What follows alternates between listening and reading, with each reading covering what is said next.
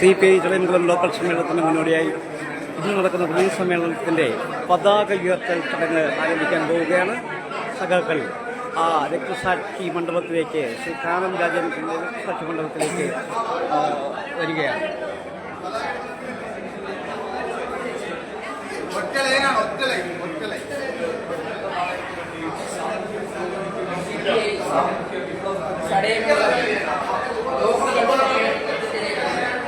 ഭാഗമായുള്ള സമ്മേളനം ആരംഭിക്കുകയായി Rajendran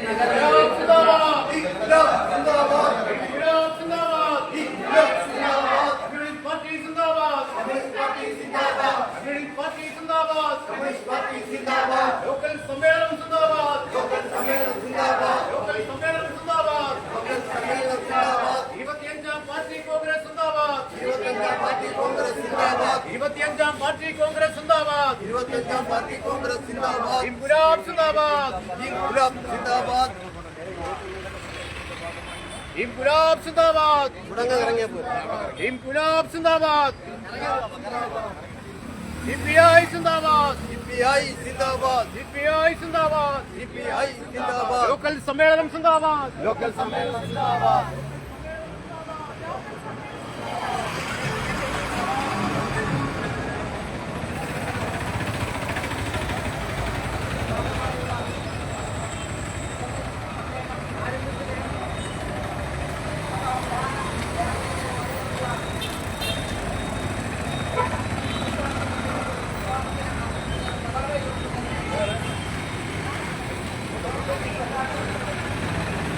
CPI Chadayamangalam local സമ്മേളനത്തിൻ്റെ പ്രതിനിധി സമ്മേളനം ഇപ്പോൾ കൈരളി ഓഡിറ്റോറിയത്തിൽ നടക്കുകയാണ്.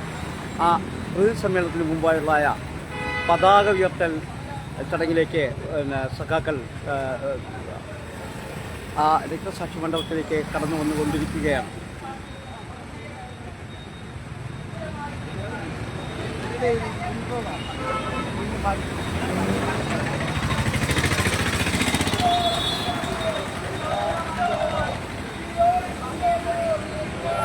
ഇരുപത്തിമൂന്ന് ബ്രാഞ്ചുകളിൽ നിന്നും തിരഞ്ഞെടുക്കപ്പെട്ട 125 പ്രതിനിധികളാണ് ഇന്ന് പ്രതിനിധി സമ്മേളനത്തിൽ പങ്കെടുക്കുന്നത്.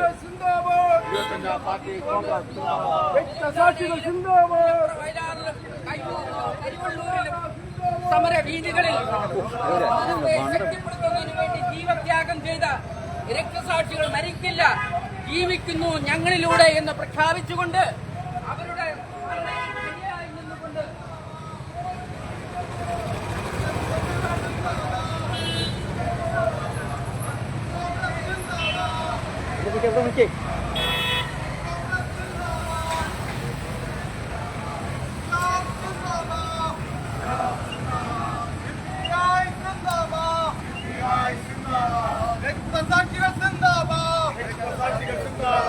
രക്തസാക്ഷികൾ സിന്ദാബാദ്, രക്തസാക്ഷികൾ സിന്ദാബാദ്, രക്തസാക്ഷികൾ അമരന്മാർ, രക്തസാക്ഷികൾ അമരന്മാർ, അമരന്മാരവർ ധീരന്മാർ, അമരന്മാരവർ ധീരന്മാർ, ധീരന്മാരെ ത്യാഗികളെ, ധീരന്മാരെ ത്യാഗികളെ, ധീരന്മാരെ ത്യാഗികളെ, ധീരന്മാരെ ത്യാഗികളെ, നിങ്ങളെന്നും വഴികാട്ടി, നിങ്ങൾ എന്നും വഴികാട്ടി, നിങ്ങളെന്നും വഴികാട്ടി, നിങ്ങൾ എന്നും വഴികാട്ടി. ഇൻക്ലാബ് സിന്ദാബാദ്, ഇൻക്ലാബ് സിന്ദാബാദ്,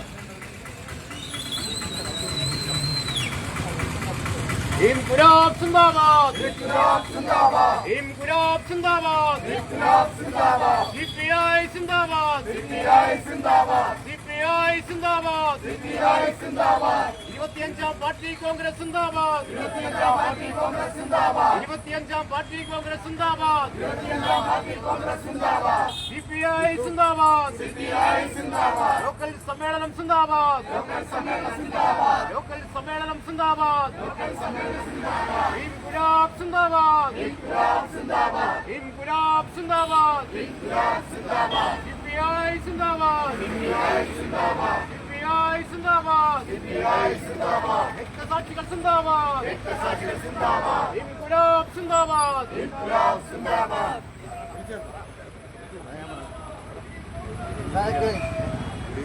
ലോക്കൽ സമ്മേളനത്തിൻ്റെ ആദ്യ അജണ്ട എന്ന നിലയിൽ ഇവിടെ പതാക ഉയർത്തലാണ്. ഈ പതാക ഉയർത്തുന്നത് ചടയമംഗലം പഞ്ചായത്തിലെ മുതിർന്ന നേതാവും ജില്ലാ ബാങ്കിൻ്റെ പ്രസിഡന്റായും ജില്ലാ പഞ്ചായത്തിൻ്റെ പ്രസിഡന്റായും വരുന്ന സഖാവ് അഡ്വക്കേറ്റ് ആർ ഗോപാലകൃഷ്ണപിള്ളയാണ്. അദ്ദേഹത്തെ ബഹുമാനപൂർവ്വം ഈ പതാക ഉയർത്തുന്നതിന് വേണ്ടിയിട്ട്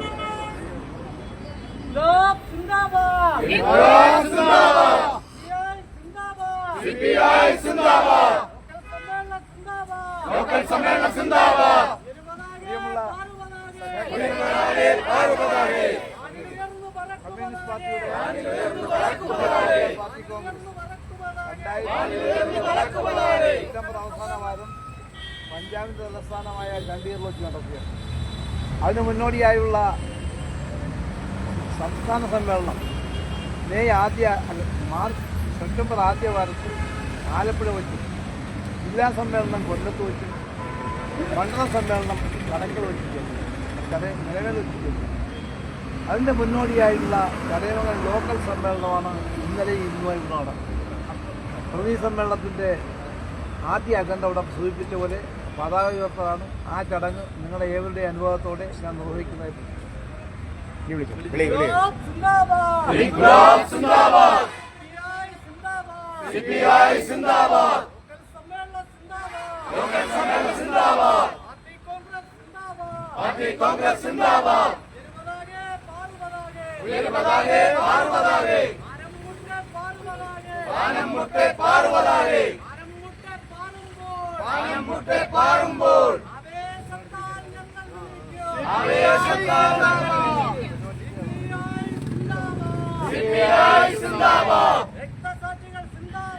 രക്തസാക്ഷികൾ സിന്ദാബാദ്. പോരാട്ടത്തിൻ നാളുകളിൽ ചോരപുരണ്ടൊരു വീതികളിൽ ഞങ്ങൾക്കായി മരിച്ചവരെ ധീരരക്തസാക്ഷികളെ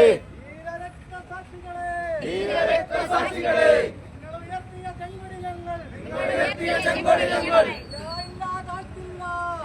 ഇല്ല താഴ്ത്തില്ല. ലോക്കൽ സമ്മേളനം സിന്ദാബാദ്. ഇൻക്ലാബ് സിന്ദാബാദ്.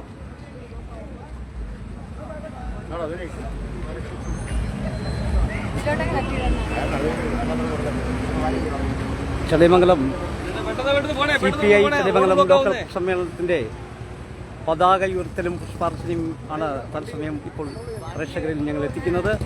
ഉടൻ തന്നെ പ്രതിനിധി സമ്മേളനം ആരംഭിക്കുന്നതാണ്. പ്രതിനിധി സമ്മേളനത്തിന് വേണ്ടി പ്രതിനിധികൾ സമ്മേളന ഹാളിലേക്ക് കടന്നുകൊണ്ടിരിക്കുകയാണ്.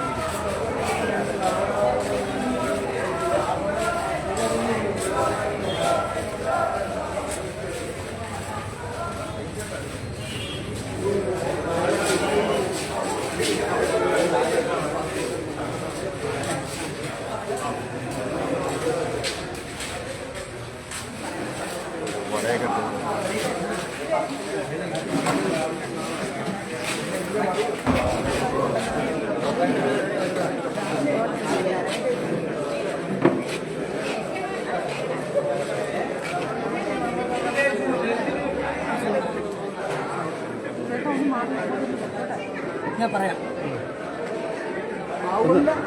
ഒന്ന് ഇങ്ങോട്ട് നിൽക്കണേ, ഒന്ന് ഇങ്ങോട്ട് നിൽക്കണേ. ആ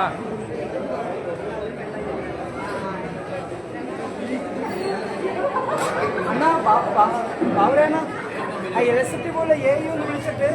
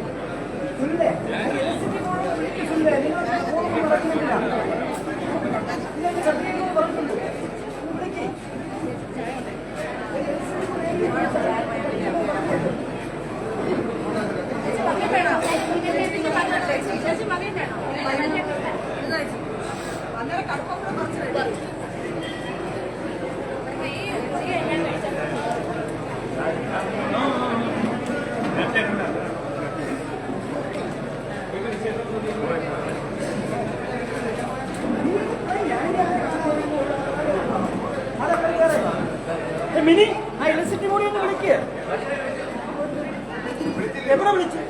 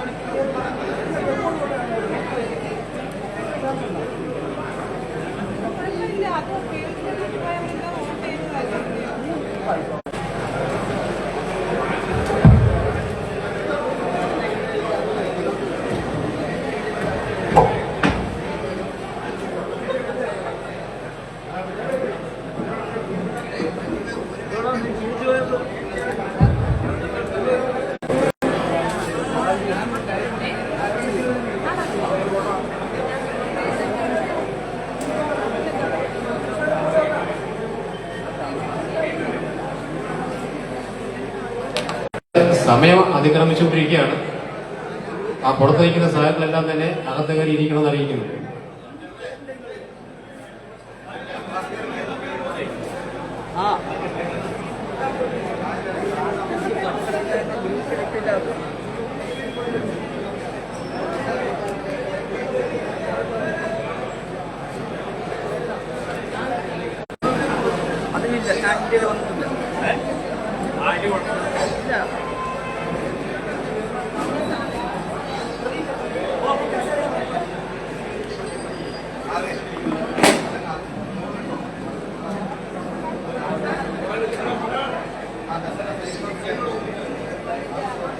ഇവിടെ സമ്മേളന നടപടികൾ ആരംഭിക്കുകയാണ്. ഇ സുനിൽ, സൗ ബി വിനോദ്, ഇവര് 3 പേരും പ്രസിഡീയത്തിലേക്ക് ഒരു നിർദ്ദേശം അവതരിപ്പിക്കുകയാണ്. അത് അംഗീകരിക്കുന്നെങ്കിൽ എല്ലാ സഭകളും കൈയടിച്ച് അംഗീകരിക്കണം കഴിയും. പ്രസിഡീയത്തിലേക്ക് വേണ്ടി ഈ പേര് വായിച്ച 3 പേരും ഈ പ്രസിഡീയത്തിന്റെ ഡയസിൽ എത്തിച്ചേണമെന്ന് അറിയിക്കുന്നു.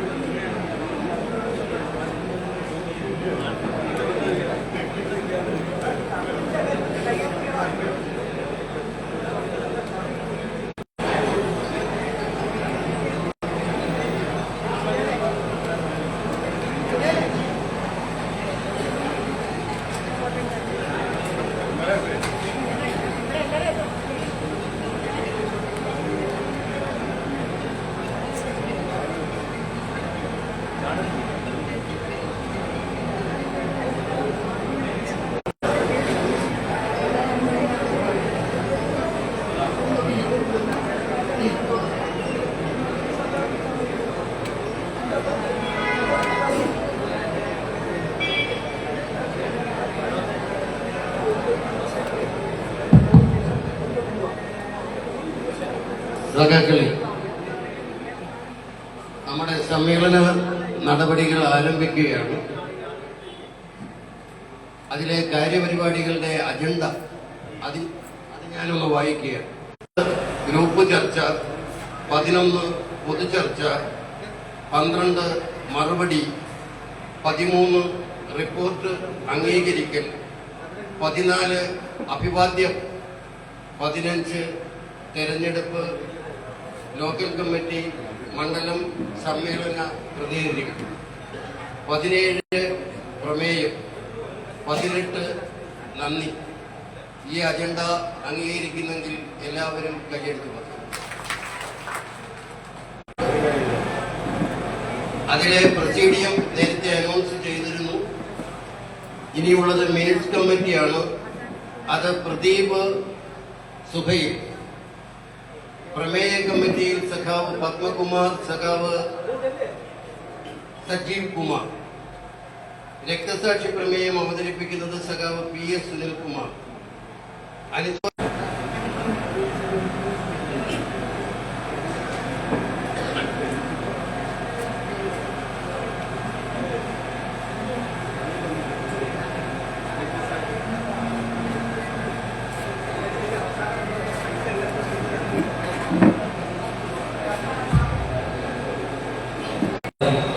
നമുക്കായി പുതിയ പടനിരങ്ങൾ ചൂണ്ടിക്കാട്ടിയവർ,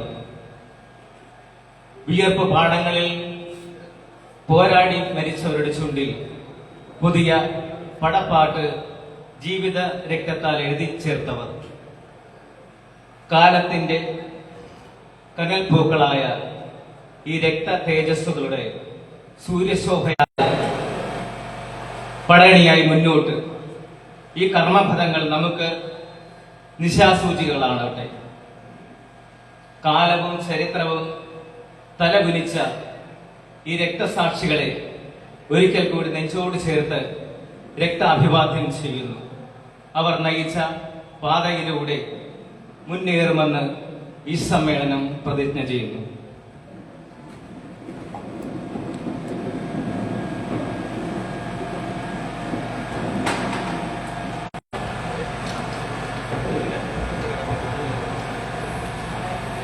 അനുശോചന പ്രമേയം. ഈ സമ്മേളന കാലയളവിൽ സാമൂഹിക, രാഷ്ട്രീയ, കലാ, സാംസ്കാരിക രംഗങ്ങളിലെ നിരവധി ആളുകൾ നമ്മെ വിട്ടുപിരിഞ്ഞിട്ടുണ്ട്. കമ്മ്യൂണിസ്റ്റ് പാർട്ടിയുടെ പ്രിയപ്പെട്ട സംസ്ഥാന സെക്രട്ടറി സഖാവ് കാനം രാജേന്ദ്രൻ, കിസാൻ സഭ ജില്ലാ സെക്രട്ടറിയും MLAയുമായിരുന്ന സഖാവ് P രാജു, പാർട്ടി സംസ്ഥാന കൗൺസിൽ അംഗം സഖാവ് നാരായണൻ മാസ്റ്റർ, പാർട്ടി ചടയമംഗലം മണ്ഡലം കമ്മിറ്റി അംഗവും ചടയമംഗലം ഗ്രാമപഞ്ചായത്തിന്റെ വൈസ് പ്രസിഡന്റുമായിരുന്ന സഖാവ് ലാൽകുമാർ, വെട്ടുവെടി ബ്രാഞ്ചിന്റെ സെക്രട്ടറിയായിരുന്ന സഖാവ് വിജയൻപിള്ള, തിരുവൻഭാഗം ബ്രാഞ്ച് അംഗമായിരുന്ന സഖാവ് ഗംഗാധരൻ പിള്ള, പച്ചയിൽ ബ്രാഞ്ച് അംഗമായിരുന്ന സഖാവ് പുഷ്പമണി, പാർട്ടിയുടെ മുൻ ചടയമംഗലം LC അംഗമായിരുന്ന സഖാവ് രത്നാകരൻ, ഇടയ്ക്കോട് ബ്രാഞ്ച് അംഗമായിരുന്ന സഖാവ് കമലാസനൻ, സഖാവ് ഗോപാലൻ, പണയിൽ പാർട്ടി ബ്രാഞ്ച് അംഗമായിരുന്ന സഖാവ് തങ്കപ്പൻ നായർ, ഓരേടം ബ്രാഞ്ച് അംഗങ്ങളായിരുന്ന സഖാവ് പരമേശ്വരൻ പിള്ള, സഖാവ് സദാശിവം പിള്ള, കണ്ണങ്കോട് ബ്രാഞ്ച് അംഗമായിരുന്ന സഖാവ് ഷാഗിജി, ഇളവക്കോട് ബ്രാഞ്ച് അംഗമായിരുന്ന സഖാവ് രാജൻ പിള്ള, ചടയമംഗലം CITയുടെ നേതാവായിരുന്ന സഖാവ് സീതാറാം യെച്ചൂരി, സംസ്ഥാന സെക്രട്ടറി ആയിരുന്ന സഖാവ് കോടിയേരി ബാലകൃഷ്ണൻ, CPMന്റെ നേതാവായിരുന്ന സഖാവ് MM ലോറൻസ്, മുൻ പ്രധാനമന്ത്രിയായിരുന്ന സഖാവ് ഡോക്ടർ മൻമോഹൻ സിംഗ്, മുൻ മുഖ്യമന്ത്രിയായിരുന്ന ശ്രീ ഗായകനായിരുന്ന P ജയചന്ദ്രൻ, പ്രശസ്ത സാഹിത്യകാരൻ ശ്രീ MD വാസുദേവൻ നായർ, സിനിമാ മേഖലയിൽ നിന്നും വിട പറഞ്ഞ നമ്മുടെ മുൻ MP കൂടിയായിരുന്ന സഖാവ് ഇന്നസെന്റ്, ശ്രീ KG ജോർജ്, സംവിധായകന്മാരായിരുന്ന T സിദ്ദിഖ്, ശ്രീ ഷാഫി, ശ്രീ മോഹൻ, അഭിനേതാക്കളായിരുന്ന ശ്രീ പൂജപ്പുര രവി, ശ്രീ രവികുമാർ, ശ്രീ TP മാധവൻ, ശ്രീ കുണ്ടറ ജോണി, ശ്രീമതി മീന ഗണേഷ്, ശ്രീമതി KPSC ലളിത, ശ്രീമതി കവിയൂർ പൊന്നമ്മ, ശ്രീമതി കനകലത, ശ്രീ കുമാരി സുബി, കൊല്ലം സുധി, ശ്രീ മോഹൻരാജ്, തമിഴ് ചലച്ചിത്ര നടനും മുണ്ടക്കൈ പ്രകൃതി ദുരന്തത്തിൽ മരണപ്പെട്ട പ്രിയപ്പെട്ടവർ, ഇസ്രായേൽ, പാലസ്തീൻ, റഷ്യ, ഉക്രൈൻ യുദ്ധങ്ങളിൽ കൊല്ലപ്പെട്ടവർ, മ്യാൻമാർ ഭൂചലനത്തിൽ ജീവൻ നഷ്ടപ്പെട്ടവർ, വിവിധ അപകടങ്ങളിലും ഭീകരാക്രമണത്തിലും മരണപ്പെട്ട നിരപരാധികൾ ഉൾപ്പെടെ അറിയുന്നവരും അല്ലാത്തവരുമായ എല്ലാവരുടെയും വേർപാടിൽ ഈ സമ്മേളനം അഗാധമായ ദുഃഖവും അനുശോചനവും രേഖപ്പെടുത്തും.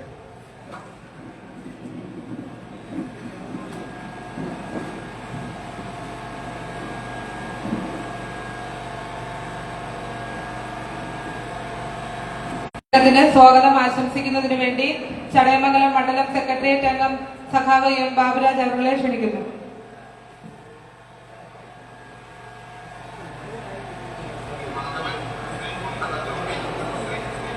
പ്രിയപ്പെട്ട പ്രസിഡിയം സഹാക്കളെ,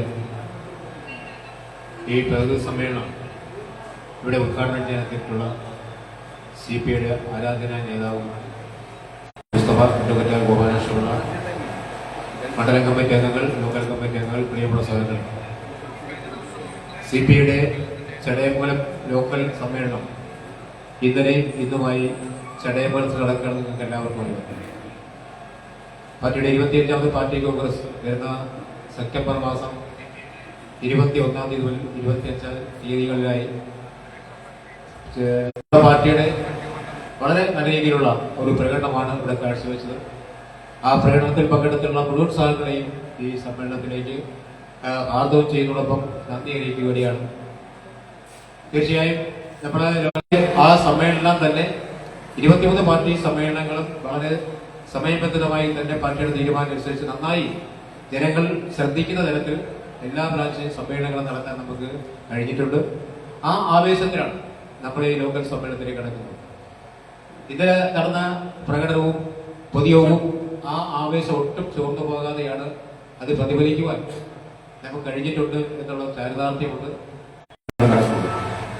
ഇതുപോലെ 3 വർഷം കൂടുമ്പോൾ ഇതിന്റെ സമ്മേളനം നടത്തി ഭാരവാഹികളെ തിരഞ്ഞെടുക്കുന്ന ഒരു രീതി കമ്മ്യൂണിസ്റ്റ് പാർട്ടികൾ മാത്രമേ ഉള്ളൂ. നമുക്കറിയാം പല രാഷ്ട്രീയ പാർട്ടികളും നമ്മുടെ കേരളത്തിൽ ഉൾപ്പെടെ ഉണ്ടെങ്കിലും CPM-ന്റെയും CPI-യുടെയും പാർട്ടി സമ്മേളനങ്ങളാണ് വളരെ മാതൃകാപരമായി സമ്മേളനം നടത്തി അതിന്റെ ഭാരവാഹികളോടൊപ്പ് കാര്യങ്ങൾ കൈകാര്യം ചെയ്യും. ബാക്കിയുള്ള നിയമനങ്ങളാണ്.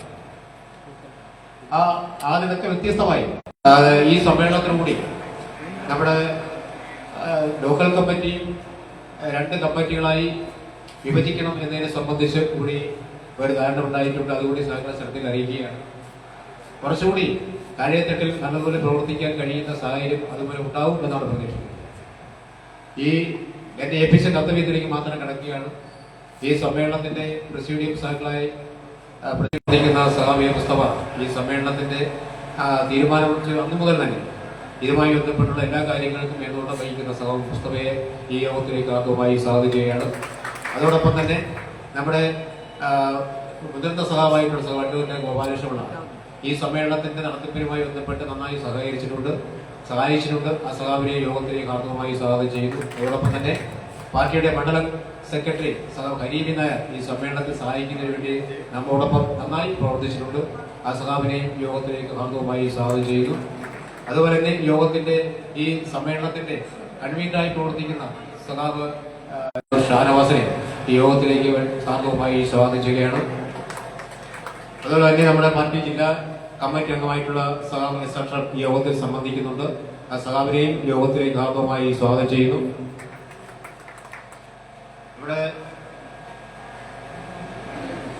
നമ്മുടെ പാർട്ടി സെക്രട്ടേറിയറ്റ് മെമ്പർ സഹാബ് ജെ വിക്രമൻ ഈ യോഗത്തിൽ പങ്കെടുക്കുന്നുണ്ട്. സഹാബിനെയും യോഗത്തിലേക്ക് ആർദ്രമായി സ്വാഗതം ചെയ്യുന്നു.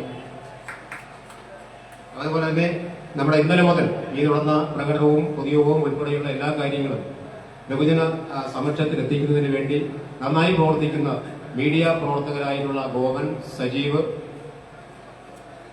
രാജ്മോഹൻ, വേണു തുടങ്ങിയ ഇനിയും ചിലർ എത്തിച്ചേർന്നാണ് അറിയിച്ചിട്ടുള്ളത് തുടങ്ങിയ മാധ്യമ പ്രവർത്തകരെയും ഈ യോഗത്തിലേക്ക് ആർദ്രമായി സ്വാഗതം ചെയ്യുന്നുണ്ട്.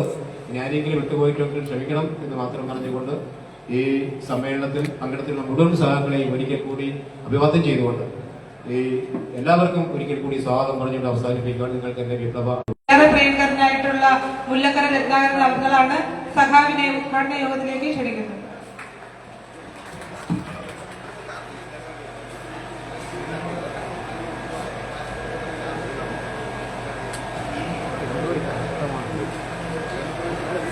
പ്രിയമുള്ളവരെ, ഈ തസ്വീരിയൽ മറ്റ് കമ്മിറ്റികളിൽ ഉൾപ്പെട്ട പ്രിയപ്പെട്ട സ്റ്റാഫുകൾ, ഇവിടെ കമ്മ്യൂണിസ്റ്റ് പാർട്ടിയുടെ DC മെമ്പറായ വിക്രമൻ, ഈ മണ്ഡലം കമ്മിറ്റിയിലെ മറ്റ് ധാരാളം സഹാക്കൾ പങ്കുചേരുന്നുണ്ട്. ഈ ലോക്കൽ കമ്മിറ്റിയിലെ മാധ്യമ സുഹൃത്തുക്കളെ, മറ്റ് പ്രിയപ്പെട്ടവരെ, ഈ സ്വാഗത സംഘത്തിന്റെ ചുമതലക്കാരായി ഇവിടെ പൊതു തീരുമാനം കൈക്കൊണ്ടിട്ടുള്ളത്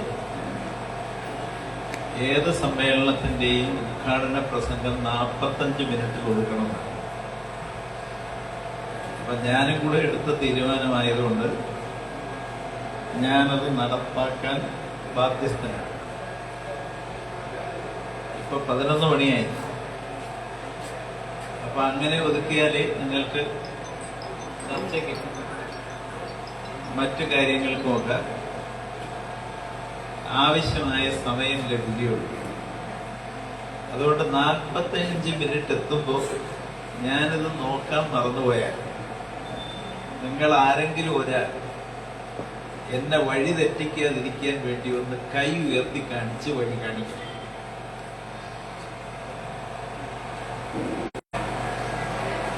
ആ സങ്കീർണതയിൽ ഏറ്റവും വലിയ സങ്കടങ്ങളുള്ളത്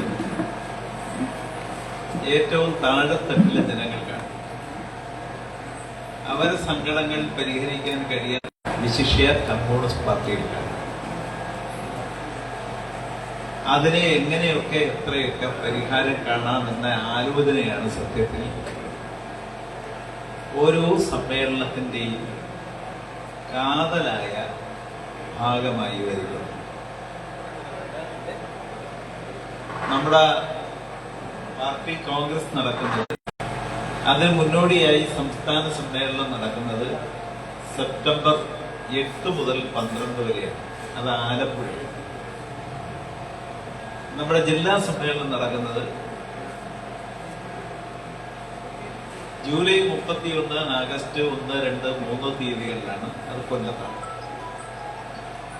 അതിനു മുമ്പാണ് മണ്ഡലം തലം വരെയുള്ള സമ്മേളനങ്ങളെല്ലാം നടന്നു തീരേണ്ടത്. കഴിഞ്ഞ കാലത്ത് മുന്നോട്ട് വെച്ച നയങ്ങളുടെ പോരായ്മയും അത് പരിഹരിക്കാനുള്ള വഴികളെയും കുറിച്ചുള്ള ചർച്ചയാണ് രാഷ്ട്രീയ സമ്മേളനത്തിലെ മുഖ്യമായ ചർച്ച. ആ രാഷ്ട്രീയം നടപ്പാക്കുന്നതിന് വേണ്ടി കമ്മ്യൂണിസ്റ്റ് പാർട്ടി ഒരു സംഘടന തെരഞ്ഞെടുക്കും. അതുകൊണ്ടാണ് രാഷ്ട്രീയ സമ്മേളനത്തോടൊപ്പം സംഘടനാ സമ്മേളനവും നടക്കും. ബാക്കിയെല്ലാം പ്രാതിനിധ്യ സ്വഭാവമുള്ളതാണ്. അതായത് മെമ്പർമാർക്ക് വേണ്ടി അവരുടെയും ജനങ്ങളുടെയും താല്പര്യങ്ങൾ സംരക്ഷിക്കാൻ പ്രതിനിധികളായവരാണ് പങ്കെടുക്കുന്നത്. സമ്മേളനം മുതൽ മുകളിലോട്ടുള്ള എല്ലാ സമ്മേളനങ്ങളും പ്രാതിനിധ്യ സ്വഭാവമാണ് സമ്മേളനത്തിനുള്ളത്. പക്ഷെ പ്രാതിനിധ്യ സ്വഭാവം ഉള്ളപ്പോഴും പങ്കെടുക്കുന്നവരുടെ ഉത്തരവാദിത്വം സമ്പൂർണമായി മെമ്പർഷിപ്പിന് മുഴുവൻ പ്രതിനിധീകരിക്കുക എന്നതാണ്. അതായത് ചർച്ചയിലോ മറ്റേതെങ്കിലും കാര്യങ്ങളിലോ സ്വന്തം താല്പര്യങ്ങൾ പാടില്ല. തീരുമാനങ്ങളാവും. അങ്ങനെ തീരുമാനമെടുക്കാൻ കഴിയുന്ന പാർട്ടി കമ്മ്യൂണിസ്റ്റ് പാർട്ടി മാത്രമാണ്. കാരണം കമ്മ്യൂണിസ്റ്റുകാരൻ ആ പേരുകൊണ്ട് തന്നെ അവനെ അല്ല പ്രതിനിധീകരിക്കുന്നു. അവനൊരു സമൂഹത്തെ പ്രതിനിധീകരിക്കുന്നവരാണ്. അപ്പം നിങ്ങളുടെ ചർച്ചയിലെല്ലാം നിങ്ങൾ ജീവിക്കുന്ന സമൂഹത്തെയും അർത്ഥത്തിൽ ഈ ചടയമംഗലം ലോക്കൽ സമ്മേളനത്തിൽ പൂർണ്ണമായി പ്രതിഫലിക്കണമെന്ന് ഞാൻ നിങ്ങളോട് അഭ്യർത്ഥിക്കുകയാണ്. ഇവിടെ ഞാൻ നേരത്തെ പറഞ്ഞ പേരിന്റെ പുറമെ ഇപ്പം ലതാദേവി നിങ്ങളുടെ പാർട്ടിയുടെ മുഗൾ കമ്മിറ്റിയുടെ ചുമതലക്കാരി കൂടിയാണ് ലതാദേവി മദൻ. അപ്പൊ അവരെല്ലാം നിങ്ങളെ ഒരു പ്രധാന കാര്യം എന്താന്ന് വെച്ചാൽ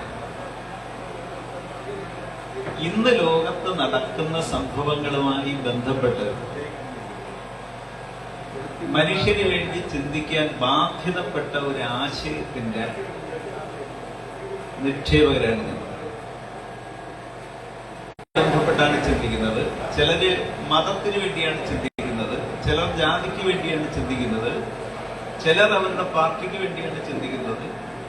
പക്ഷെ ലോകത്തിലെ മൊത്തം മനുഷ്യന്റെ വേദനയ്ക്ക് പരിഹാരം കാണാനുള്ള ഒരു ആശയം മനസ്സിൽ ഉറപ്പിച്ച് അതിന് ചിന്തിക്കാൻ ഉത്തരവാദിത്തപ്പെട്ടവരാണ് ഞങ്ങളെന്ന് ധരിക്കുന്ന ഒരു പ്രസ്ഥാനമാണ് കമ്മ്യൂണിസ്റ്റ് പാർട്ടി. അപ്പൊ നിങ്ങളുടെ ചിന്തയിൽ അതുണ്ടാവും. നിന്ന കാലത്ത് അതിനെ എതിർക്കാൻ ഒരു ചേരി ലോകത്തുണ്ടായിരുന്നു. പ്രത്യേകിച്ച് 20-ാം നൂറ്റാണ്ടിൽ അതിനെയാണ് സോഷ്യലിസ്റ്റ് ചേരി എന്ന് വിളിച്ചത്. ആ സോഷ്യലിസ്റ്റ് ചേരിയുടെ നേതാവ് സോവിയറ്റ് യൂണിയനായിരുന്നു. സോവിയറ്റ് യൂണിയൻ തകർന്നതോടുകൂടി ആ ചേരി ഇല്ലാതായി. അതിന്റെ അർത്ഥം ലോകത്തെ ചൂഷണം എന്ന് പറയുന്നത് നമ്മളെ നിയമപരമായി ചൂഷണം ചെയ്യാനുള്ള ഒരു ലോക കച്ചവട ക്രമമാണ്. സത്യത്തിൽ അത് ചൂഷണമാണ്, മോഷണമാണ്. പക്ഷെ അതിന് നിയമത്തിന്റെ പിൻബലമുണ്ട്. അപ്പൊ നിയമത്തിന്റെ പിൻബലമുള്ള ഒരു ചൂഷക വിഭാഗം നമ്മളെ ചൂഷണം ചെയ്തുകൊണ്ടിരിക്കുന്ന ഒരു സംവിധാനത്തിന്റെ ഭാഗമാണെന്ന് നമ്മളെ സംരക്ഷിക്കാനുണ്ടായിരുന്ന ഒരു ചേരിയില്ല. അതായത് അവർക്ക് എങ്ങനെയും ലോകത്ത് പലയിടത്തും സ്വർണത്തിന്റെ വില കൂടി. കേരളത്തിലാണെങ്കിൽ ഒരു പവന് 70,000 രൂപയ്ക്ക് പുറത്തായി. സത്യത്തിൽ സ്വർണത്തിന് അത്ര വിലയില്ല. ഇതിൽ ഒരു അപകടകരമായ ചൂഷണമുണ്ട്. പക്ഷെ ഇത് നമുക്ക് തടയാൻ പറ്റുകയില്ല. ഇന്ന് ലോകത്തിലെ കമ്പോളം പ്രവർത്തിക്കുന്ന നിയമത്തിൽ അധിഷ്ഠിതമായിട്ടാണ് ഇത് നടക്കുന്നത്. അപ്പൊ ഇതിന്റെ ഗുണം ആർക്കാ കിട്ടുന്നത്? ഇതിന്റെ ദോഷം ആർക്കാ കിട്ടുന്നത്? ഇത് സത്യത്തിൽ കൃത്യമായി നിങ്ങൾക്ക് മനസ്സിലാക്കണമെങ്കിൽ നിങ്ങൾ മാർക്സിസത്തിന്റെ സാമ്പത്തിക ശാസ്ത്രം പഠിക്കണം. എന്തിനാണ് മാർക്സിസം? ലോകത്ത് ഏതെങ്കിലും വലിയവരുണ്ടെങ്കിൽ അതിന്റെ അർത്ഥം ഒരുപാട് ചെറിയവരുണ്ടെന്നാണ്. ചെറിയവരെ സൃഷ്ടിക്കാതെ ഒരു വലിയവനെ സൃഷ്ടിക്കാൻ പറ്റുകയില്ല. കമ്പോളത്തിലൂടെ ചൂഷണം ചെയ്യുന്ന നിയമപരമായ അവസ്ഥയിലാണ് ലോകത്തുനിന്ന് വലിയവർ നിൽക്കുന്നത്. ഈ വലിയവർ നിൽക്കുന്ന നിയമപരമായ അവസ്ഥ മാറ്റിയാൽ അവരെല്ലാം ജയിലിൽ കിടക്കേണ്ടത്. ലോകത്തിലെ എല്ലാ പണക്കാരും മാർക്സിയൻ കാഴ്ചപ്പാടനുസരിച്ച് ജയിലിൽ കിടക്കേണ്ടത്.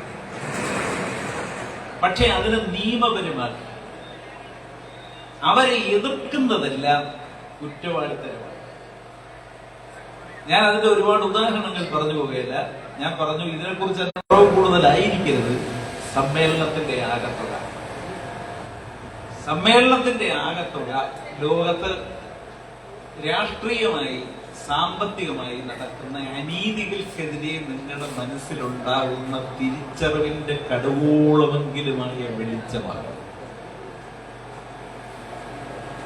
ആ വെളിച്ചത്തിന്റെ അടിസ്ഥാനത്തിൽ വേണം ഒരു രാഷ്ട്രീയം രൂപം കൊള്ളാൻ. ഇപ്പൊ ലോകത്ത് ചില കമ്പനികൾക്ക്, ഞാൻ അതിന്റെ കണക്കൊന്നും പറയാം, കൂട്ടി ഓരോ കോർപ്പറേറ്റ് മുതലാളിത്തത്തിന്റെയും ലാഭത്തിന്റെ കണക്ക് പറയുമ്പോൾ അത് നമുക്ക് മനസ്സിലാവും. അത്ര ലാഭം അവർക്കുണ്ട്. ഇപ്പൊ അദ്വാനിക്ക് 8 ലക്ഷം കോടി രൂപയുടെ സ്വത്തുണ്ട് എന്ന് പറഞ്ഞാൽ അദ്ദേഹത്തിന് അതുണ്ടായതിന്റെ പിന്നിൽ ആർക്കൊക്കെയോ ഈ 8 ലക്ഷം കോടി രൂപ നഷ്ടമായിട്ടുണ്ട്. അല്ലാതെ സമ്പത്ത് എന്ന് പറയുന്നത് ഭൂമിയിൽ ഒരിക്കലും ഉള്ളത് വർദ്ധിക്കുകയില്ല, ഇല്ലാതാവുകയില്ല, വേറൊന്നാവുകയുള്ളൂ. അങ്ങനെയാണെങ്കിൽ അദ്വാനിക്ക് ഇത്രയും ഉണ്ടായത്, അദാനിക്ക് ഇത്രയും ഉണ്ടായത്, അംബാനിക്ക് ഇത്രയും ഉണ്ടായത്, അല്ലെങ്കിൽ ലോക കോർപ്പറേറ്റുകളായ ആമസോൺ ഇത്രയും ഉണ്ടായത്, ഇലോൺ മസ്കിന് ഇത്രയും ഉണ്ടായത്, അവർ പോയി കിളച്ചതുകൊണ്ടല്ല. ലോക കമ്പോളത്തെ നിയമപരമായി നിയന്ത്രിക്കുന്നു. അതിന്റെ ഒരു അവർക്ക് ചില ആധിപത്യമുണ്ടെന്നാണ്. അപ്പൊ ആര് പണക്കാരാവുന്നത് നമ്മളെക്കാൾ കൂടുതൽ അവർ അധ്വാനിച്ചത് കൊണ്ടല്ല, ബുദ്ധിപരമായി അവർക്ക് ലോകത്തെ ഭരണകൂടങ്ങൾ സൃഷ്ടിക്കുന്ന നിയമങ്ങളെയും സ്വാധീനിക്കാൻ കഴിഞ്ഞതുകൊണ്ടാണ്. ലോകത്തിലുള്ള മനുഷ്യനാകെ വേണ്ട വിഭവങ്ങൾ അവർക്ക് കൈവശപ്പെടുത്താൻ കഴിഞ്ഞതുകൊണ്ടാണ്. മനുഷ്യന്റെ ബുദ്ധി കൊണ്ട് കണ്ടെത്തിയ ശാസ്ത്രലോകത്തിന്റെ നേട്ടങ്ങൾ അവർക്ക് അവരുടെ ലോകത്തെയാണ് നമ്മൾ മുതലാളിത്ത ലോകമെന്ന് വിളിക്കുന്നത്. ആ മുതലാളിത്ത ലോകത്തിന്റെ പ്രതിനിധികളാണ് ട്രംപും നരേന്ദ്രമോദിയും എല്ലാം. അതിന്റെ യുദ്ധങ്ങളും തർക്കങ്ങളും നമ്മൾ അറിയണം. നിങ്ങളിവിടെ കടയിൽ ചെന്ന് ഒരു സാധനം മേടിക്കുമ്പോൾ ആ സാധനത്തിന്റെ യഥാർത്ഥ വിലയും നിങ്ങൾ കൊടുക്കുന്ന വിലയും തമ്മിലുള്ള വ്യത്യാസത്തിൽ നിന്ന് എടുക്കുന്നതാണ് മിച്ചമൂല്യമെന്ന്. പക്ഷേ ഒരിക്കലും അവന് കിട്ടുന്നില്ല എന്നതാണ് ആധുനിക മുതലാളിത്തത്തിന്റെ പ്രത്യേകിച്ച് കോർപ്പറേറ്റ് മുതലാളിത്തത്തിന്റെ പതർച്ചയില്ലാതെ വളർച്ചയുണ്ടാകുന്ന നിലനിൽപ്പ് അത് അവർക്ക് വിലയ്ക്ക് വാങ്ങാൻ കഴിയും. അവരുത്പാദിപ്പിക്കുന്നത് അവർ നിശ്ചയിക്കുന്ന വിലയ്ക്ക് നിങ്ങൾ വാങ്ങുമ്പോൾ നിങ്ങൾ നിശ്ചയിക്കുന്നതും നിങ്ങൾ ഉത്പാദിപ്പിക്കുന്നതും അവർ നിശ്ചയിക്കുന്ന വിലയ്ക്ക് അവർക്ക് വാങ്ങാൻ പറ്റും. ഇവിടെ മുതലാളിത്തം നിലനിൽക്കും.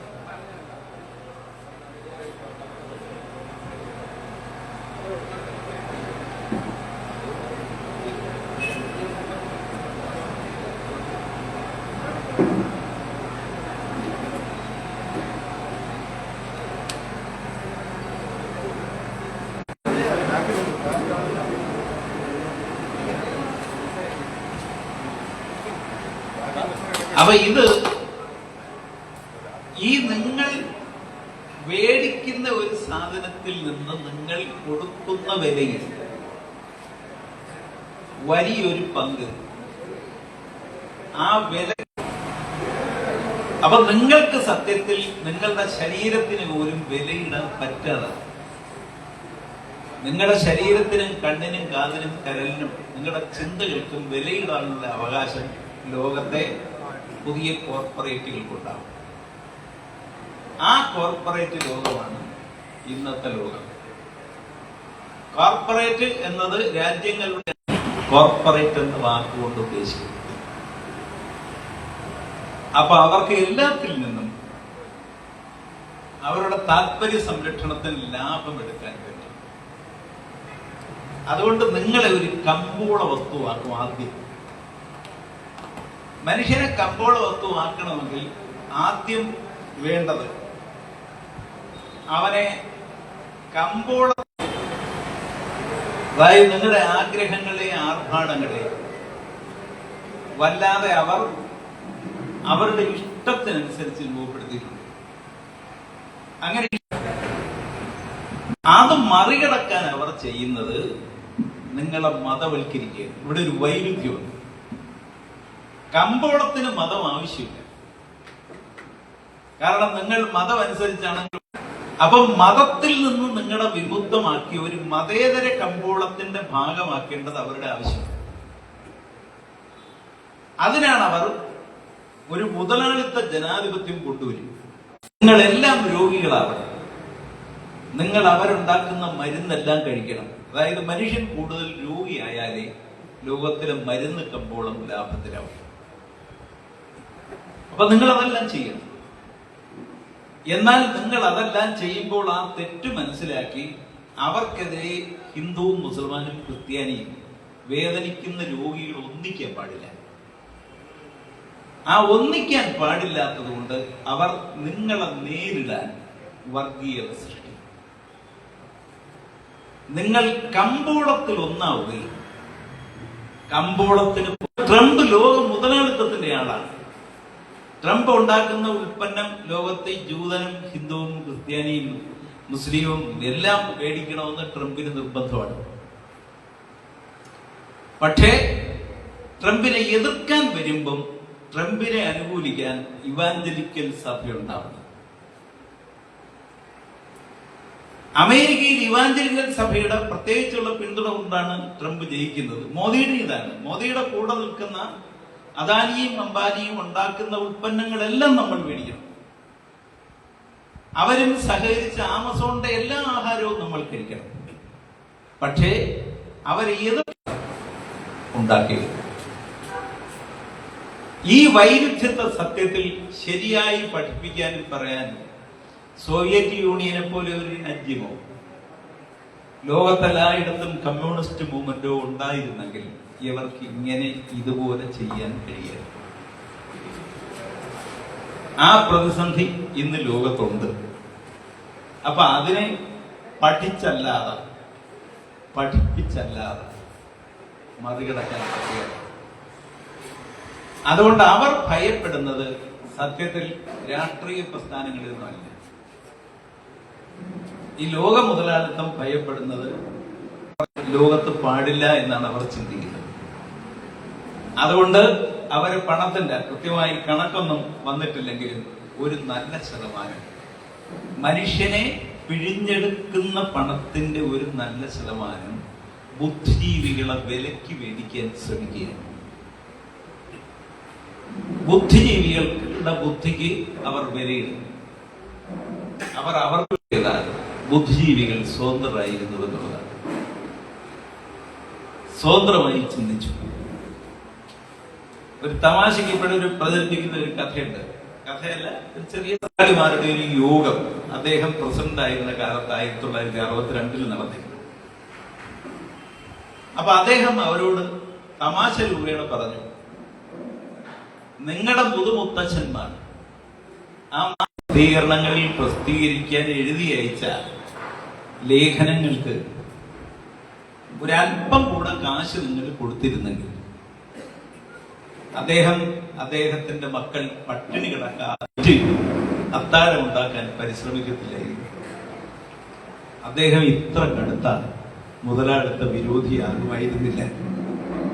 അങ്ങനെ ആയില്ലായിരുന്നെങ്കിൽ അദ്ദേഹം ജീവിതം സമർപ്പിച്ച് മൂലധനം ആ കാലത്ത് ബുദ്ധിജീവികളെ വിലക്ക് മേടിക്കാതിരുന്നതിന്റെ ദോഷം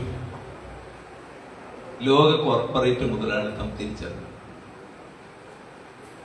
മനുഷ്യനെ പുത്തനായി ചെറുത് പഠിപ്പിക്കാൻ തലച്ചോറിനെ വിനിയോഗിക്കുന്നവരുണ്ടായാൽ ലോകത്തിന്റെ തലവിധി മാറുമെന്ന് അവർ തിരിച്ചറിഞ്ഞു. അതുകൊണ്ട് ഇന്ന് ലോക മുതലാളിത്തത്തിന്റെ വേലക്കാരായ അവരാണ് ലോക മാധ്യമങ്ങളെ നിയന്ത്രിക്കുന്നത്. കേരളത്തിൽ ഉൾപ്പെടെ മാധ്യമങ്ങളെല്ലാം കോർപ്പറേറ്റുകളുടെ കൈവശമായി കഴിഞ്ഞു. സോഷ്യൽ മീഡിയയിലെ ഓൺലൈൻ മിക്കവാറും കോർപ്പറേറ്റുകളുടെ അല്ലെങ്കിൽ അവർക്ക് സഹായം ചെയ്യുന്നവരുടെ കൈവശമായി കഴിഞ്ഞു. അങ്ങനെ ആയിക്കഴിഞ്ഞ ഒരു കാലത്ത് അടുക്കളയിലോ അന്തഃപുരത്തിലോ പണിയെടുക്കുന്നവരാണ്. ഇതൊരു പുതിയ ലോകമാണ്. നിങ്ങളുടെ വീട്ടിലെ കുട്ടികളും പഠിച്ചു കഴിഞ്ഞാൽ പിന്നെ അവരാഗ്രഹിക്കുന്നത് ഇവിടെ ഒരു ജോലി കിട്ടാനില്ല, ഇവിടെ ജോലി കിട്ടാനുള്ള സാധ്യതയില്ല. അമേരിക്കയിൽ ഏതെങ്കിലും ചെറിയ ഒരു കോർപ്പറേറ്റ് മുതലാളിയുടെ അല്ലെങ്കിൽ ഒരു ഇടപാട് കേന്ദ്രത്തിൽ ഒരു സംവിധാനത്തിൽ ജോലി ചെയ്യുന്നതിന് തടസ്സമില്ലെന്ന് മാത്രമല്ല, അതിലൊരു മാനസിക ഉല്ലാസം കൂടിയുണ്ട്. അപ്പൊ ഇങ്ങനെ മുതലാളിത്തം ലോകത്ത് നിന്ന് നിലനിൽക്കുന്നത് നമ്മളെ അടിച്ചമർത്തിയൊന്നുമല്ല. നമ്മുടെ ബുദ്ധിയെയും ശക്തിയെയും അവരുടെ ഇഷ്ടത്തിന് വിനിയോഗിക്കാൻ വേണ്ടി നമ്മളിൽ നിന്ന് തന്നെ ചൂഷണം. അതുകൊണ്ടാണ് ഇന്ത്യയിൽ തന്നെ, ലോകത്ത് പണ്ടേ ഉള്ളതാണ്, അമേരിക്കയിലും ഫ്രാൻസിലും ബ്രിട്ടനിലും ഒക്കെ പണ്ടേ ഉള്ളതാണ് ഈ ബാങ്ക് വഴി ബോണ്ട് സംവിധാനം. അതായത് അവർ സമാഹരിക്കുന്ന പണത്തിന്റെ ഒരു പങ്ക് അവരെ സഹായിക്കുന്ന രാഷ്ട്രീയ പ്രസ്ഥാനങ്ങൾക്ക് സംഭാവനയായി കൊടുക്കും. നമ്മളും സംഭാവന വിരിക്കുന്ന ഇവിടെ ഇപ്പം ഇതിനൊക്കെ കൂടെ ഈ സമ്മേളനത്തിന് സംഭാവന വിരിച്ചു. അത് സമാഹരിക്കുന്ന പണത്തിന്റെ ഒരു പങ്ക് ആ കമ്പോളം തടസ്സമില്ലാതെ നിലനിർത്തുന്ന നയങ്ങൾ ഉണ്ടാക്കാൻ സഹായിക്കുന്ന ഭരണകക്ഷിക്കും നാളെ ഭരണകക്ഷിയാവാൻ സാധ്യതയുള്ളവർക്കും അവരൊരു ബൂർഷ്വാ സ്വഭാവം പുലർത്തുന്നെങ്കിൽ അവർക്ക് ബോണ്ടായി കൊടുക്കണം. ഈ വർഷം കണക്ക് വന്നിട്ടുണ്ട്. കഴിഞ്ഞ വർഷം ഇന്ത്യയിലെ എല്ലാ പാർട്ടികൾക്കും കൂടെ ഒരു വർഷം ബോണ്ടായി കൊടുത്ത 8,000-ലധികം കോടി രൂപയാണ്. അതിന്റെ 73% ശല്യമല്ല. കാരണം അവർക്കൊരു ദേശീയ പ്രക്ഷോഭം നടക്കാൻ കഴിയില്ല. അവർക്കെല്ലാം പ്രാദേശിക താല്പര്യങ്ങളുടെയും സ്വന്തം താല്പര്യങ്ങളുടെയും തടവറയിൽപ്പെട്ടവരാണ് അവർ. അവർക്കെല്ലാം കൂടെ കൊടുത്തിരിക്കുന്നത് 2.2 എന്നൊക്കെ പറഞ്ഞാൽ ഒരു 10-200 കോടി രൂപ വരും. അത്രയും പൈസയാണ്. അപ്പൊ ഈ പൈസ നേരിട്ട് കൊടുക്കുകയാണ്, ബാങ്ക് വഴി കൊടുക്കുകയാണ്. നമ്മൾ ഓരോരുത്തരും ഒരു സാധനം മേടിക്കുമ്പോൾ അതിൽ നിന്നെടുക്കുന്ന ലാഭം, ആ ലാഭം വിനിയോഗിച്ച് നമ്മുടെ രാഷ്ട്രീയത്തെ തന്നെ, ചിന്തയെ തന്നെ, സ്വാതന്ത്ര്യത്തെയും സ്വഭാവത്തെയും രൂപപ്പെടുത്താവുന്ന ഘടകങ്ങൾ നയപരമായി തന്നെ നിയമപരമായി നിശ്ചയിക്കുന്ന ഒരു സംവിധാനത്തിനെ അതിന് സഹായിക്കുന്ന പാർട്ടികളെ നിലനിർത്തുക എന്നത് കോർപ്പറേറ്റുകളുടെ ഇക്കാലത്തോടും ലോകത്തോടും മത്സരിക്കുന്ന രാജ്യമായി മാറി. അപ്പൊ പിന്നെ ജനങ്ങളെ ഉള്ളൂ. ഇതിനെ എങ്ങനെ നമുക്ക് മറികടക്കാം, ഇതിനെ എങ്ങനെ പരാജയപ്പെടുത്താം? അത് ചിന്തിക്കണമെങ്കിൽ പുതിയ വഴികൾ ആലോചിക്കണം. അതിനാണ് ഇന്ത്യൻ സംസ്കാരവും ഇന്ത്യൻ ബോധവും. അവിടെയാണ് മഹാത്മാഗാന്ധി ഉൾപ്പെടെയുള്ള മനുഷ്യരുടെ ജീവിതം വരുന്നത്. അദ്ദേഹം ബ്രിട്ടീഷ് ലങ്കാഷെയറിലെ തുണി കൊണ്ട് ഇന്ത്യൻ കമ്പോളത്തെ ബ്രിട്ടീഷുകാർ ലാഭം കൊയ്തപ്പോഴാണ് അദ്ദേഹം ചർക്ക എടുക്കാൻ പറഞ്ഞത്. സ്വഭാവത്തെ മാറ്റി തീർത്തുകൊണ്ടാണ്. അതുകൊണ്ടാണ് ഒരു മഹാത്മാഗാന്ധി വന്നെങ്കിൽ എന്ന് ആഗ്രഹിക്കുന്നത്. ഒരു മാർസും മഹാത്മാഗാന്ധിയും കൂടെ ലോകത്ത് ഒരുമിച്ച് വന്ന് അവരെവിടെയും ഗാന്ധി വായിക്കുന്നത് മരിക്കുന്നതിന് 3 വർഷം മുമ്പ് മാത്രമാണ്. എന്നാൽ മാർസിനെ ശരിയായി പഠിച്ചയാൾ ജവഹർലാൽ നെഹ്റുവാണ്. ഞാൻ അതിന്റെ സംഭവങ്ങൾ പറഞ്ഞു പോവുകയല്ല. അതുകൊണ്ട് മാർസിനെയും മഹാത്മാഗാന്ധിയെയും പഠിക്കാനുള്ള ഉത്തരവാദിത്വം ഇന്ത്യയിലെ കമ്മ്യൂണിസ്റ്റുകാർക്കുണ്ട്. കൂട്ടത്തിൽ അംബേദ്കറേയും നാളെ അംബേദ്കറും അതിനെ എതിർക്കാൻ വരുന്നവരെ ഭിന്നിപ്പിക്കാൻ വർഗീയതയും ഉപയോഗിക്കുന്ന പുതിയ തന്ത്രത്തെ അതിജീവിക്കാൻ നമുക്ക് കഴിയും. അപ്പൊ അത് ഇന്ത്യയിലെ കമ്മ്യൂണിസ്റ്റ് പാർട്ടി നമ്മൾ ഒട്ടും മുമ്പോട്ട് പോകുന്ന വഴിയിലല്ല. നമ്മൾ മാത്രമല്ല,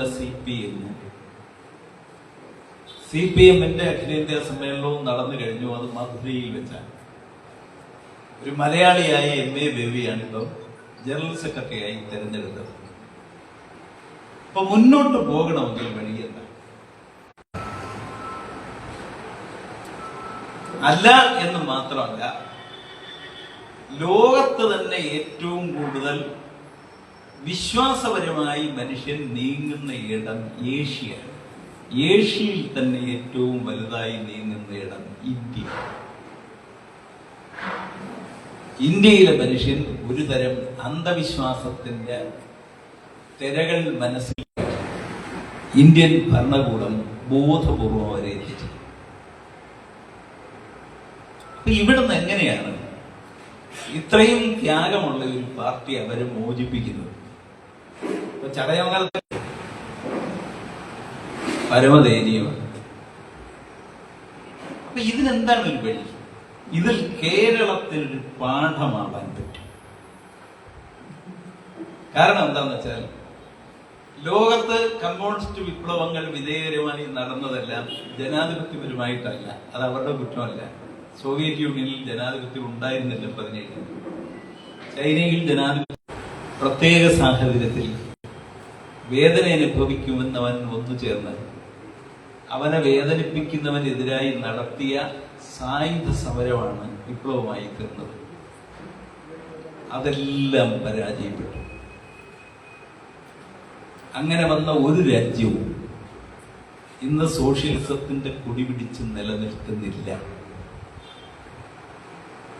സോവിയറ്റിൽ നിന്ന കാലത്ത് ബാലപ്പെട്ടിയിലൂടെ പൊതുപ്രവർത്തകൻ മനുഷ്യനെ അവന്റെ കൂരകളിൽ ചെന്ന് കയ്യിലൊരു ആയുധവുമില്ലാതെ സ്നേഹമെന്ന ഒറ്റ ആയുധം കൊണ്ട് അവനെ ബോധ്യപ്പെടുത്തി അവന്റെ വോട്ട് മേടിച്ച് അധികാരത്തിൽ വന്നപ്പോഴും ചുരുക്കത്തിൽ സായുധ സമരത്തിലൂടെ വന്ന എല്ലാം തകർന്നു പോയപ്പോഴും തകർന്നു പോകാതെ നിൽക്കുന്നത് ഇന്ത്യയിലും ബംഗാളിലും ത്രിപുരയിലും മറ്റുള്ളിടത്തും ഉൾപ്പെടെ പിറകോട്ട് പോവുകയോ ഇല്ലാതാവുകയോ പരാജയപ്പെടുകയോ ചെയ്യപ്പെടും.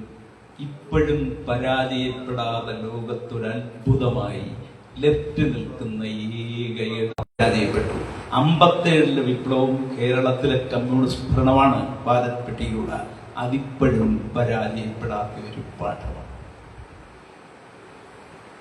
എന്ന് പറഞ്ഞാൽ അതിന്റെ അർത്ഥം ഈ ജനാധിപത്യത്തിന്റെ പോരാട്ടത്തിന്റെ വിജയത്തിന്റെ കേരളത്തിന്റെ പ്രത്യേകത ഇന്ത്യയിലെ എല്ലാടും പിറകോട്ട് പോയി. പക്ഷെ കേരളം നിൽക്കുകയാണ്. അത് ഇന്നുള്ളവരുടെ ഗുണങ്ങളല്ല, മനസ്സിന്റെ വലിപ്പം കൊണ്ടാണ്, ധീരത കൊണ്ടാണ്. അപ്പൊ അതും പാഠമാവണം. എങ്ങനെ മനുഷ്യനെ ജനാധിപത്യപരമായി സംഘടിപ്പിക്കാമെന്നത് കമ്മ്യൂണിസ്റ്റ് പാർട്ടിക്ക് പ്രത്യേകമായൊരു പ്രത്യേകതയുണ്ട്. 57 മുമ്പ് കേരളത്തിൽ വിജയകരമായ ഒരു ഐക്യമുന്നണി പരീക്ഷണം പഞ്ചായത്ത് ഇലക്ഷനിൽ പരീക്ഷിച്ച് വിജയിപ്പിച്ചത് ഈ കൊട്ടാരക്കര താലൂക്കിൽ 52-ലാണ്. അപ്പൊ ഈ പരീക്ഷണം ഇന്ത്യയുടെ ഇന്നത്തെ പാഠമാവണം. ആ പാഠമാവുമ്പം കഴിഞ്ഞ പാർട്ടി കോൺഗ്രസിൽ നമ്മൾ BJPയെ തോൽപ്പിക്കാൻ BJPക്കെതിരായ എല്ലാവരെയും കൂടെ കൂട്ടി യോജിപ്പിച്ചാൽ കഴിയുമെന്ന് പറഞ്ഞു. വടക്കേ ഇന്ത്യക്ക് ഇത് പറ്റുകയില്ല. കാരണം വടക്കേ ഇന്ത്യയിൽ ഫ്യൂഡൽ മനസ്സിന്റെ തടവറയിൽ നിൽക്കുന്ന ഇന്ത്യ. അതുകൊണ്ടാണ് ഡൽഹിയിൽ AAPയുമായി കോൺഗ്രസ് സഹകരിച്ചിരുന്നെങ്കിൽ ഡൽഹി ഇലക്ഷനിൽ BJP തോറ്റേനെ. കാരണം കോൺഗ്രസിന് ഇവിടെ 6% വോട്ടുണ്ട്. AAPക്കാണെങ്കിൽ BJPയോട് മുട്ടി നിൽക്കാനുള്ള കെൽപ്പുണ്ട്. തെറ്റില്ല എന്നല്ല, കേജ്രിവാളിന് തെറ്റുണ്ട്, കുറവുകളുണ്ട്. എല്ലാവർക്കും ഏത് ബൂർഷ്വാ രാഷ്ട്രീയ പ്രസ്ഥാനത്തിനും കുറവുണ്ടാവും. പക്ഷേ ഡൽഹിയിൽ AAP ജയിക്കുകയും BJP തോൽക്കുകയും കോൺഗ്രസ് AAPയെ സഹായിക്കുകയും ചെയ്തിരുന്നെങ്കിൽ ഈ വഖഫ് ബില്ലുൾപ്പെടെ ഇങ്ങനെ വരികയായിരുന്നു. കൂടുതൽ കോൺഗ്രസിന്റെ മനസ്സിലിരിപ്പ് കോൺഗ്രസിനൊരു ഈഗോ ഉണ്ടായിരുന്നു. കോൺഗ്രസിന് വന്ന് BJP അല്ലെങ്കിൽ AAP അടിയറ വീഴുന്നു. ആ മനോഭാവം ഉണ്ടെങ്കിൽ ഐക്യമുണ്ടായില്ലെങ്കിൽ വിജയം ഉണ്ടാവില്ല. കോൺഗ്രസ് പറയുന്നത് AAPക്ക് ഒരുപാട് തെറ്റുണ്ട്. അതുകൊണ്ട് കോൺഗ്രസിനെ ഉള്ള വോട്ട് വെച്ച് സഹായിക്കാൻ ലെഫ്റ്റിന് പറ്റുകയല്ല. അതിന്റെ അർത്ഥം എന്താന്ന് വെച്ചാൽ ആർക്കും ആരെയും സഹായിക്കാൻ പറ്റുകയില്ല. BJPക്കെതിരെ സമ്പൂർണ്ണമായ ഒരു ഐക്യം ഉണ്ടാവില്ല. BJPക്കെതിരെ സമ്പൂർണമായ ഒരു ഐക്യം ഉണ്ടാകാൻ കോൺഗ്രസിന്റെ നയം ശരിയായിരുന്നു, നടപ്പാക്കൽ പൂർണ്ണമായി ശരിയായി. അത് ചർച്ച ചെയ്യും. അത് നമ്മുടെ മാത്രം കുറ്റമല്ല. അപ്പൊ അതിൽ ആദ്യം വേണ്ടത് ഇടതുപക്ഷം എല്ലാം കൂടെ ഒരുമിക്കുക എന്നുള്ളതാണ്. അതും പറ്റിയിട്ടില്ല. കാരണം എല്ലാവർക്കും അവരവരുടേതായ താല്പര്യങ്ങളുടെ തടവറയിൽ വിട്ടുപോയിട്ടുണ്ട്. BJP ആണെങ്കിൽ ആ സൗകര്യം നന്നായി ഉപയോഗിക്കുകയും ചെയ്യുന്നുണ്ട്. അപ്പൊ നമുക്ക് വേണ്ടത് എന്താണെന്ന് വെച്ചാൽ BJPയെ തോൽപ്പിക്കലാണ് മുഖ്യമെങ്കിൽ കോൺഗ്രസ് പഴയ നെഹ്റുവിന്റെ കോൺഗ്രസ് ഒന്നുമല്ല. നേതൃത്വം ഇല്ലാത്ത, ഉള്ള നേതൃത്വത്തിന് ബുദ്ധിയില്ലാത്ത, ബുദ്ധിയുള്ളവർക്ക് ഐക്യമില്ലാത്ത, ഐക്യമുള്ളവർക്ക് ശക്തിയില്ലാത്ത ഒരു കോൺഗ്രസ്സാണ് ഇന്നത്തെ കോൺഗ്രസ്. പക്ഷെ BJPയെ തോൽപ്പിക്കാൻ ആ കോൺഗ്രസിന്റെ പങ്കാളിത്തവും പ്രധാനമാണ്.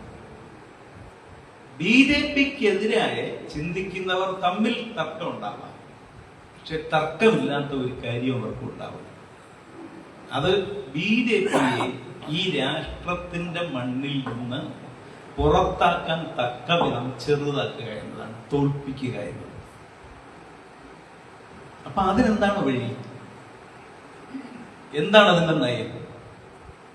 നമ്മുടെ ശരിയായ നയം നടപ്പാക്കുന്നതിൽ എന്തുകൊണ്ടാണ് നമുക്ക് പരാജയങ്ങൾ പറ്റുന്നത്? നമുക്ക് മാത്രമല്ല, ഇന്ത്യയിലെ കൊച്ചു കൊച്ചു രാഷ്ട്രീയ പ്രസ്ഥാനങ്ങൾക്ക് ഒത്തുചേരാൻ പറ്റാത്തവണ്ണം പരാജയങ്ങൾ ഉണ്ടാവുന്നത് എന്തുകൊണ്ടാണ്? അതിനെക്കുറിച്ചും ചണ്ഡിഗഡ് ചർച്ച ചെയ്ത് തീരുമാനമെടുക്കും. അപ്പൊ അതിന് മുന്നോട്ട് പോകുമ്പോൾ ചർച്ച ചെയ്യണം. 3,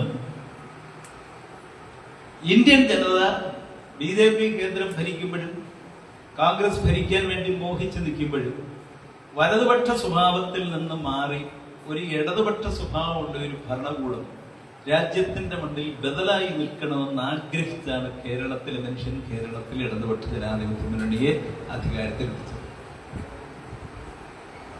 ആ ഇടതുപക്ഷ ജനാധിപത്യ മുന്നണി ഒരു ബദൽ നയത്തിന്റെ വെളിച്ചമുള്ളതാണ്.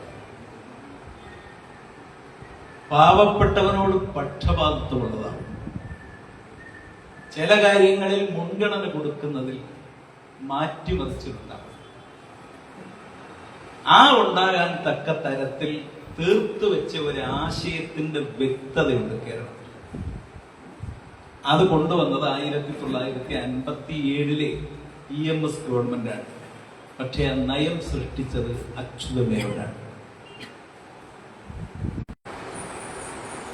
കേരളത്തിലെ ഏത് ഇടതുപക്ഷ ഗവൺമെന്റിനുമുള്ള ജനപക്ഷമായ, ദളിതപക്ഷമായ, ന്യൂനപക്ഷപക്ഷമായ, ജനാധിപത്യപരമായ ഒരു പാഠമാണ്. അപ്പൊ ആ വഴി പഠിച്ച് ആ വഴി പോകുന്നതിന് ഒരു ഗവൺമെന്റ് തിരുത്തേണ്ട കാര്യങ്ങൾ ഉണ്ടെങ്കിൽ ഇന്ന കാര്യങ്ങളിൽ തിരുത്തൽ വേണമെന്ന് പറയാനുള്ള ഉത്തരവാദിത്വം CPI. ആ പറയുന്നതെല്ലാം നടപ്പാവണമെന്നല്ല, പക്ഷെ പറയുന്നത് ജനങ്ങൾക്ക് വേണ്ടിയാണെങ്കിൽ ജനങ്ങൾ പറയേണ്ടത് നമ്മുടെ നാവിലൂടെ നമ്മൾ പറയും. അതിലേറെ ദേശത്തെ സംബന്ധിച്ച്, അതിലേറെ ലോക കോർപ്പറേറ്റ് മുതലാളിത്തം ഇങ്ങനെയാണ് ലോക കമ്പോളം വഴി മനുഷ്യനെ ചൂഷണം ചെയ്ത് നിയമപരമായി മുന്നോട്ട് പോകുന്നതെങ്കിൽ ആ നിയമത്തെ ബഹുജനങ്ങളുടെ ജീവിതത്തിന്റെ പ്രത്യേകതയുള്ള സമരം കൊണ്ടേ പരാജയപ്പെടുത്താൻ പറ്റും. അതിനു വേണ്ടിയുള്ള ചർച്ചയും ആശയപരമായ വ്യക്തതയും എന്നാണ്. ആ ചർച്ചകൾ നിങ്ങളിൽ നിന്ന് ഉണ്ടാകണമെന്ന് നിങ്ങളോട് ഞാൻ അഭ്യർത്ഥിക്കുന്നു. നിങ്ങൾ ആരും കൈ പൊക്കിയില്ലെങ്കിലും ഞാൻ പ്രസംഗിച്ച് തുടങ്ങിയിട്ട് 45 മിനിറ്റ് ആയതുകൊണ്ട് ഈ ആശയങ്ങളുമായി ബന്ധപ്പെട്ട് ഇവർ വയ്ക്കുന്ന റിപ്പോർട്ടിന്റെ ബേസ് ചെയ്ത് നിങ്ങളുടെ തന്നെ അനുഭവത്തിന്റെയും ബോധ്യത്തിന്റെയും അടിസ്ഥാനത്തിൽ ചില തീരുമാനങ്ങളിൽ എത്താൻ കമ്മ്യൂണിസ്റ്റ് പാർട്ടിയെ സഹായിക്കുന്ന വിധം ചിന്തിക്കണമെന്ന് നിങ്ങളോട് അഭ്യർത്ഥിച്ചുകൊണ്ട് ഈ സമ്മേളനം ഉദ്ഘാടനം ചെയ്തതായി അറിയിച്ചുകൊണ്ട് അവസാനിപ്പിക്കുന്നു. അഭിവാദ്യം.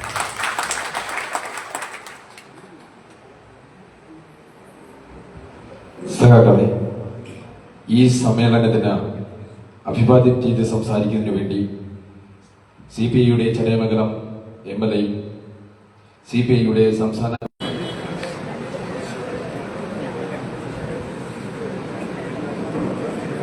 ബഹുമാനപ്പെട്ട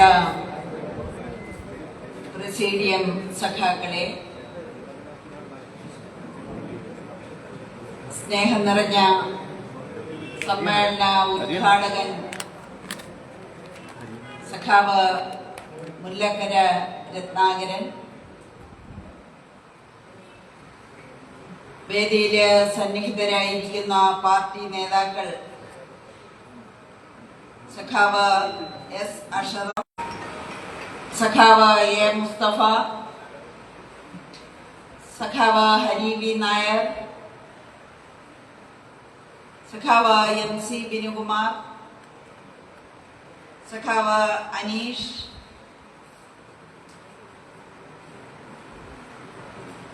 സഖാവ് വിക്രമൻ, നമ്മുടെ പ്രിയങ്കരനായ അഡ്വക്കേറ്റ് സഖാവ് ഗോപാലകൃഷ്ണപിള്ള, മിനിറ്റ്സ് കമ്മിറ്റിയിലെയും സ്റ്റിയറിംഗ് കമ്മിറ്റിയിലെയും നേതാക്കളെ, സംഘടനകളുടെയും ബഹുജന സംഘടനകളുടെയും ഒക്കെ നേതാക്കളും പ്രവർത്തകരുമായ പ്രിയ സഖാക്കളെ, സ്നേഹം നിറഞ്ഞ പ്രതിനിധി സഖാക്കളെ, ഇന്നലെയും ഇന്നുമായിട്ട്